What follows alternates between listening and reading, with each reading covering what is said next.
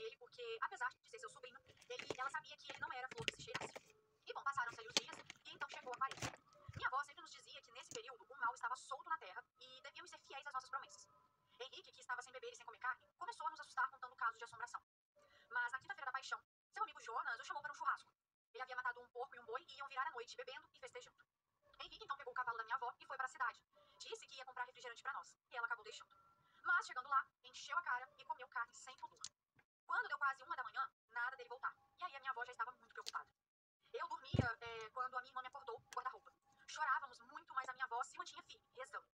Logo depois, ouvimos arranhões na janela do quarto, que se transformaram em pancadas violentas. A casa tremia toda. Então ele subiu no telhado, mas a laje segurou o seu peso. Pela chaminé do fogão a lenha, ele começou a quebrar os tijolos para poder entrar.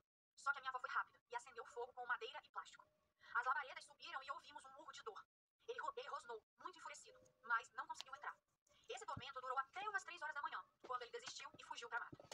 Ao amanhecer, ainda tremíamos de medo até que, em dado momento, alguém bateu a porta. Era a tia Marlene, mãe de Henrique. Ela estava esbaforida e contou que na noite anterior, enquanto rezava o rosário por ele, as contas simplesmente estouraram em suas mãos e se espalharam pelo chão.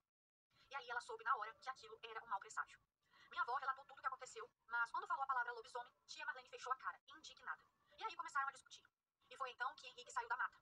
Cambaleava, coberto de sangue seco e é o tipo de coisa que eu acho que ele deveria ter cumprido mesmo, porque esse problema de saúde dele, assim, é só milagre mesmo, tá? Esses problemas de cirrose, né, que é no fígado, se eu não me engano, são problemas que é muito difícil você, né, sabe, resolver a situação. É como que fala, é tipo irreversível, né? Então, assim, da forma como ele tava, como ele foi encontrado lá no início da história, pra essa melhora que ele teve, com certeza foi assim, um milagre. E ele podia, né, ter continuado ali pra poder agradecer esse milagre, porque, assim, é um quadro que é muito difícil melhorar, né? Mas, enfim, ó, eu amei a história. Se tiver mais histórias aí da sua família, pode enviar pra gente, que a gente ama. Gostei muito. Amei também a sua escrita. Muito bom mesmo. E é isso. Um beijo. Muito obrigada por ter enviado. E agora a gente vai pro próximo relato. Esse se chama A Noite que Tudo Mudou. Olá, Leandra. Tudo bem? Acho que pode falar. Acho que pode. Olá, Leandra. Tudo bem? Eu me chamo Vitor e sou do interior do Rio de Janeiro. Eu sempre quis enviar este relato pra você, porém sempre esquecia e hoje eu decidi mandar. Em 2019, eu e mais 3 amigos trabalhávamos em um clube. E trabalhávamos das 23 horas até as 3, 4 da manhã, que era o horário que o clube fechava e íamos embora juntos. Eu era recepcionista nesse clube e os outros eram garçons. Era uma quinta-feira ali à noite, tava muito escuro, né? E o céu estava cheio de nuvens e mal dava pra ver a lua. E nós morávamos relativamente perto ali desse bar. Então íamos e voltávamos a pé. Era cerca de uns 20 minutos andando. E também era a época de quaresma. Mas nenhum de nós ligamos pra isso. Acho que até então não queria essa história. Mas enfim, a gente foi andando e conversando. Eu fumava ali na época e acendi um cigarro. E foi só eu acender o cigarro e dar uns passos pra frente que tudo começou. A rua ficou mais escura e uma névoa não tão densa começou a sair dos bueiros. Os meus amigos estavam achando aquilo estranho, então decidimos apertar o passo para ir embora o mais rápido possível daquela rua. E assim, Leandra realmente tinha, e era um ser enorme, de uns 3 metros ou mais. Ele estava de 4, as patas ali da frente eram maiores que as de trás e pareciam que eram 2 foices no lugar das mãos. Ele tinha vários buracos pelo rosto e assim, quando ele corria ali atrás da gente, parece que saía uma fumaça vermelha desses buracos. Bom, a gente correu até que de repente ouvimos um grito. Era de um dos meus amigos. E aquele ser ele meio que tinha enfiado a mão, né, que parecia ali uma foice, bem no meio do peito dele. Eu congelei e fiquei parado vendo aquilo arrastar ele pra dentro do bueiro. O meu amigo claramente não cabia no bueiro, então aquele bicho foi puxando ele com tanta força que eu ouvia os ossos dele quebrando. Eu só voltei à realidade com o meu amigo ali me gritando, falando que era pra eu correr, porque né, senão a gente ia ser os próximos. E aí a gente correu muito até chegar no portão da casa de um deles. A gente entrou e ele disse que era melhor que a gente dormisse por lá.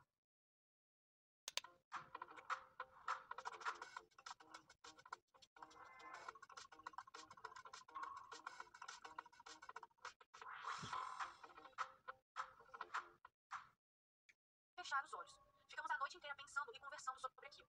Eu perguntei pra eles se eles viram o que aquela criatura fez com o nosso amigo. E os dois falaram que sim. E um deles disse que só ouviu os gritos e que não conseguiu olhar. E aí, no outro dia, né, já estava claro, né, no dia seguinte, fomos até a delegacia pra falar o que tinha acontecido. Abriram uma investigação e conseguiram a gravação de algumas câmeras da rua. E, Leandra, quando a gente viu a gravação, só aparecia a gente correndo. Não tinha criatura, não tinha nada. E meu amigo simplesmente caiu no bueiro que estava aberto. E o caso foi encerrado. Porém, o corpo dele nunca foi achado. Nem roupa, celular, nada dele. O que é estranho, porque ele só caiu em um bueiro desses, de rua, de mundo, sabe, que fica no meio das ruas. E isso já faz quase 6 anos. E bom, alguns meses depois desse incidente, eu saí do clube e me mudei para outro estado. E os meus 2 outros amigos também se mudaram uns anos depois de mim. O clube acabou fechando e eles também foram para outros estados. E como eles também foram para outros estados, só nos reencontramos 2 ou 3 vezes no ano, que é no Natal ou no meu aniversário ou no aniversário da minha mãe, pois a mãe deles já faleceram.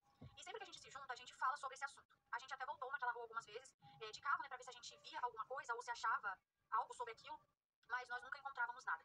E aí decidimos parar e deixar o passado pra trás. A mãe dele nunca mais, em relação à mãe dele, nós nunca mais ouvimos falar dela. Dizem que ela vendeu a casa e foi embora da cidade. Outros já falam que ela doou a casa e se até hoje eu me pego pensando nele. Na época eu tinha 18 anos e hoje eu tenho 23, quase 24. E eu ainda sinto um frio na barriga em sair à noite em tempo de quaresma. Mas sei que Deus está comigo. Bom, espero que tenha gostado. Tchau e fica com Deus. Um beijo. É, gente, que história.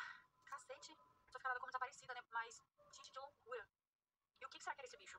Será que apareceu só porque era época de quaresma? Ou será que isso já tava perseguindo vocês ali há um tempo? Gente, que loucura. Eu tô até pensando na possibilidade, já parou pra pensar que ele pode estar vivo em outro lugar? Mas assim, se isso aconteceu, ele sofreu muito, né? Porque os ossos dele foi quebrado enquanto entrava no poeiro. Então, assim, se ele não faleceu, coitado, ele sofreu muito, muito, muito. E agora, o que era esse bicho e por quê? Gente, que doideira. Não, assim, você não escreveu, assim, muito detalhado como vocês chegaram pra polícia pra contar essa história, né? Porque eu acho que, dependendo da forma, se vocês contaram, assim, realmente, como você escreveu pra mim, não sei como vocês não foram alvo da investigação, porque é muito difícil, né, gente? A polícia, assim, acreditar nessas coisas. Então, é muito complicado, né? Mas, gente, que loucura. Porque assim, se tivesse só uma pessoa que tivesse visto, né, um de vocês, às vezes poderia ter sido alguma coisa da imaginação, mas todos vocês três, no caso, né, viram o que aconteceu com o quarto menino. Então, por mais que a filmagem não pegou, realmente aconteceu, gente, muito doido isso. Mas enfim, muito obrigada por ter enviado, agora a gente vai pro próximo. E esse se chama O Ser que Aterrorizou a Noite. Olá, Leandra, meu nome é fulana, mas eu gostaria que você não revelasse o meu nome. Hoje eu vou te contar uma história que a minha avó me contou quando eu era criança. Eu não sei se ela me contou por querer me assustar ou se realmente acreditava no que aconteceu. Mas até hoje eu não consigo entender o que aconteceu naquela noite. Eu vou te contar o que lembro. A rua principal onde está o clube. Peraí. A rua. Ó, eu vou te contar o que eu lembro. A rua principal onde está o clube é o centro da história. À esquerda, subindo o morro íngreme, fica a casa da minha avó.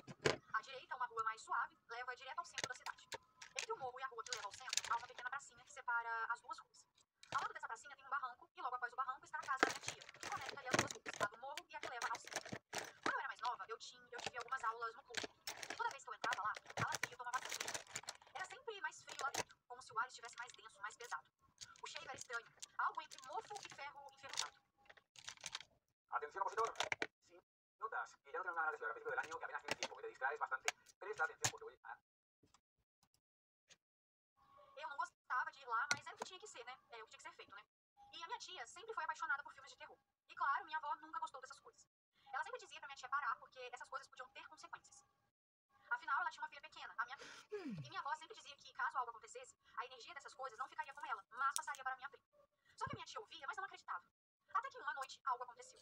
Era tarde, já estava ficando escuro, e minha tia subiu até a casa da minha avó para assistir um filme. Ela comentou que precisava estender as roupas no varal, mas minha avó, preocupada, disse que seria melhor ela fazer isso logo, porque já estava ficando tarde e a rua ficaria muito escura. E pelo que eu me lembro, era a época de quaresma, e as coisas pareciam ficar mais pesadas. Minha tia disse que ia descer logo, mas o tempo ali foi passando, e lá pela meia-noite, ela então decidiu descer para estender a roupa. Ela desceu normalmente ali até o varal, que ficava perto do barranco, e estava quieto demais. E ela começou a sentir uma sensação estranha. Uma pressão no ar, como se o ambiente tivesse ficado mais denso, sabe, mais pesado. Quando ela olhou pro clube, na sombra ali, ela viu uma figura se movendo. No começo, ela pensou que fosse um cachorro, mas logo percebeu que não era. Era grande demais, grotesco demais para ser qualquer coisa que ela já tivesse visto. A luz da lua refletia no pelo dele e ela